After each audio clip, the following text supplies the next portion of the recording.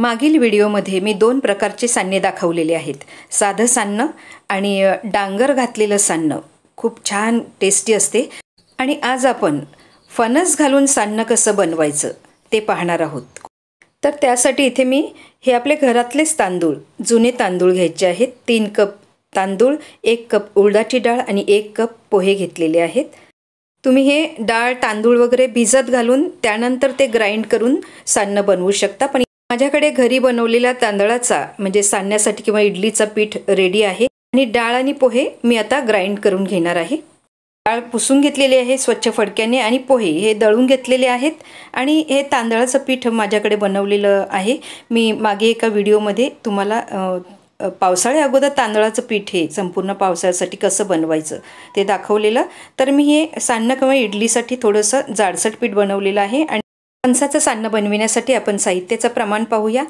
3 cup तांदळाचं जाडसर पीठ, 1 कप डाळ आणि 1 कप पोह्याचं पीठ, 2 टेबलस्पून गूळ घेतलेला आहे, 2 टेबलस्पून नारळ घेतलेला आहे, खोवलेला नारळ आहे. आणि फणस घ्यायचा आहे. फणसाचे मोठे गरे आहेत त्यामुळे मी इथे 3 घेतलेले आहेत. तुम्ही 5-6 फणसाचे गरे घेऊ शकता. आणि तुमचा फणस खूप गोड असेल तर गूळ वापरायची गरज नाही. फणसाच्या बिया काढून फणस, नारळ आणि गूळ हे आपण आता मिक्सरला लावून घेणार आहोत. हे फणसाचे गरे मऊ नाही आहेत त्यामुळे मी अशा प्रकारे कापून घेतलेले आहेत. तर तुमच्याकडे फणसाचे गरे जास्त असतील तर तुम्ही जास्त वापरू शकता. त्यानंतर हा नारळ घालायचा आहे, 2 टेबलस्पून. नारळाने ह्या सान्न्याला खूप छान टेस्ट येते. आणि गूळ घेतलेला आहे. हे ऑप्शनल आहे, तुम्हाला जेवढं गोड हवं असेल त्याप्रकारे तुम्ही घेऊ शकता. हे आता मिक्सरला पेस्ट करून घेतलेली आहे. आपण एका बाउलमध्ये काढून घेऊया. आणि त्यानंतर आपण हे पीठ एकत्र करून भिजत घालणार आहोत. पीठ आंबवण्यासाठी इथे आपण पावडर ईस्ट वापरणार आहोत. हे तुम्हाला किराणा दुकानात मिळेल. तर पाऊण चमचा मी ईस्ट घेतलेला आहे. आणि त्यामध्ये अगदी थोडीशी पाव चमचा साखर घालायची आहे. ईस्टमध्ये थोडीशी साखर घातल्याने आंबण्याची क्रिया लवकर होती. आणि 2 टीस्पून इथे मी कोमट पाणी घेतलेलं आहे. ईस्ट भिजविण्यासाठी कोमट पाणी वापरायचं आहे. आणि हे व्यवस्थित मिक्स करून घ्यायचं आहे. आणि हे ईस्ट ॲक्टिव्ह होण्यासाठी आपण 5 मिनटं झाकण देऊन बाजूला ठेवूया. 3 कप तांदळाचं जाडसर पीठ, 1 कप उडदाची डाळ आणि 1 कप जाड पोहे ह्याचं पावडर करून घेतलेली आहे. प्रथम हे सगळं आपण मिक्स करून घेऊया. डांगरचं सान्नं, साधं सान्नं किंवा इडली तांदूळ आणि डाळ वाटून बनवलेली इडली, हे सगळं त्यांची मी लिंक दिलेली आहे, तुम्ही डिस्क्रिप्शन बॉक्समध्ये पाहू शकता. आता इथे मी कपाने सगळं, आपलं हे चहाचं कप असते त्याने सगळी मेजरमेंट घेतलेली आहे, म्हणजे तुमचं मेजरमेंट कोणतंही चुकायला नको. तर इथे हे फणसाचं जे आपण बॅटर केलेलं गूळ, नारळ आणि फणसाचे गरे, तर हे 2 कप इथे मी माझं हे मिक्सर झालेलं आहे ते घेतलेलं आहे 2 कप. आणि त्यामध्ये आता आपण पहिलं मिक्स करून घेऊया. आणि त्यानंतर आपण लागेल तसं पाणी वापरणार आहोत. पाणी घालतेवेळी कपाने मोजायचं आहे आणि पाणी थोडं थोडं घालायचं आहे, नाहीतर बॅटर आपलं पातळ होईल. तर इथे मी आता 2 कप पाणी घालणार आहे आणि त्यानंतर आपण लागेल तसा थोडं थोडं वापरणार आहोत. आता हे व्यवस्थित मिक्स करून घेऊया. तुम्ही फणसाचे गरे जर जास्त वापरले तर ती पेस्ट तुमची जास्त होणार, मग तुम्हाला पाणी कमी लागेल. सध्या मी 3 कप पाणी घेतलेलं आहे, त्यातलं आपण आता थोडं थोडं वापरायचं आहे. तर 3 कप आपण पाणी वापरलेलं आहे. आता हे बॅटर व्यवस्थित मिक्स करून घेऊया. गरजेनुसार आपण पाणी वापरणार आहोत. प्रथम आपण जे ईस्ट ॲक्टिव्ह करायला ठेवलेलं, हे पहा ईस्ट चांगलं मस्त असं वरती आलेलं आहे.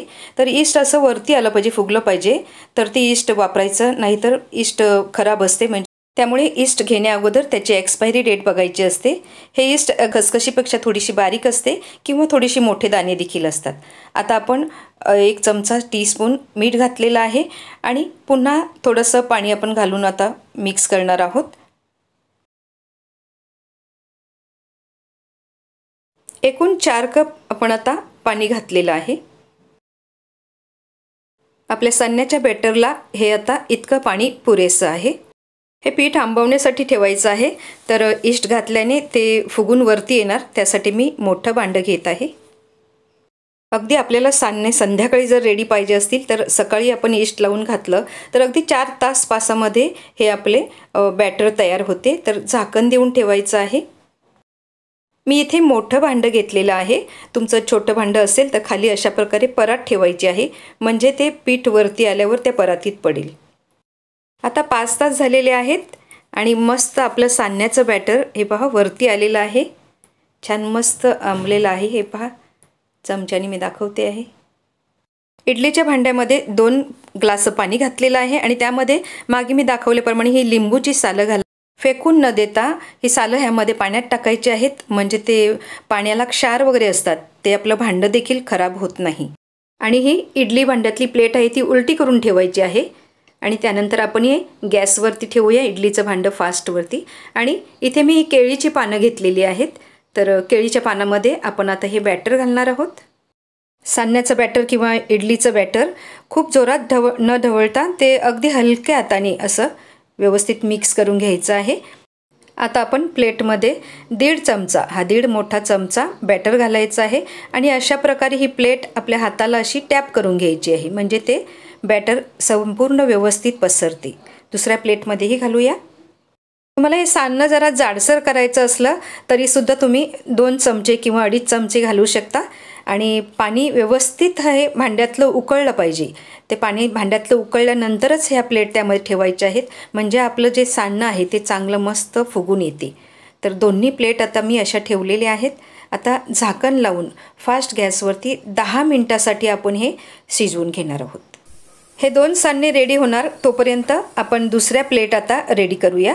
केळीची पानं नसली तर थोडंसं तेल घालायचं प्लेटमध्ये आणि ते ग्रीस करून घ्यायचं अशा प्रकारे, म्हणजे ते आपले सान्ने व्यवस्थितपणे निघतात. 1.5 चमचा बॅटर घालूया आणि अशा प्रकारे हाताला टॅप करून घ्यायचं आहे, म्हणजे ते बॅटर व्यवस्थितपणे पसरते. ह्या बॅटरची तुम्हाला इडली बनवायची असल्यास बॅटर बनवताना 1 कप पाणी कमी टाकायचा, म्हणजे आपल्याला इडलीसुद्धा आपण बनवू शकतो. आता 10 मिनटं झालेली आहेत आणि मस्त आपलं सान्नं रेडी झालेलं आहे. तरी पण पाहूया. हे पहा, असं बोट लावून बघायचं, हाताला काही बॅटर लागत नाही, म्हणजे आपलं हे सान्नं तयार झालेलं आहे. तर अशा प्रकारे हा चमचा घालून घ्यायचा आणि व्यवस्थित काढून घ्यायचं. हे पहा, अशा क्लिपने ते जाळी उचलायची आणि त्यानंतर दुसरं सान्नं देखील अशा प्रकारे काढून घ्यायचं आहे अगदी अलगदपणे. आता एक महत्त्वाची गोष्ट, जेव्हा आपण सान्ने काढतो एक बॅच, तेव्हा दुसरे सान्ने घालायच्या अगोदर त्यामध्ये पाणी आहे की नाही ते चेक करायचं. तर पाणी न विसरता त्यामध्ये दुसरा 1 ग्लास आपण पाणी घालायचं आहे, किंवा तुम्ही अशी प्लेट ठेवून त्यामधून सुद्धा पाणी घालू शकता. आणि त्यानंतरच पुन्हा एकदा आपण जे सान्ने प्लेट रेडी केलेले आहेत त्या ठेवायच्या आहेत. आणि जर तुम्ही प्रथमच सान्ने बनवत असाल तर गॅस बंद करायचं, ते सान्ने व्यवस्थित काढायचे. त्यानंतर पुन्हा एकदा ते पाणी चेक केल्यावरती झाकण ठेवून गॅस फास्ट ठेवायची आणि पाणी उकळल्यानंतरच अशा ह्या प्लेट ठेवायच्या आहेत. आता ह्या प्लेटमध्ये मी केळीची पानं घातलेली आहेत.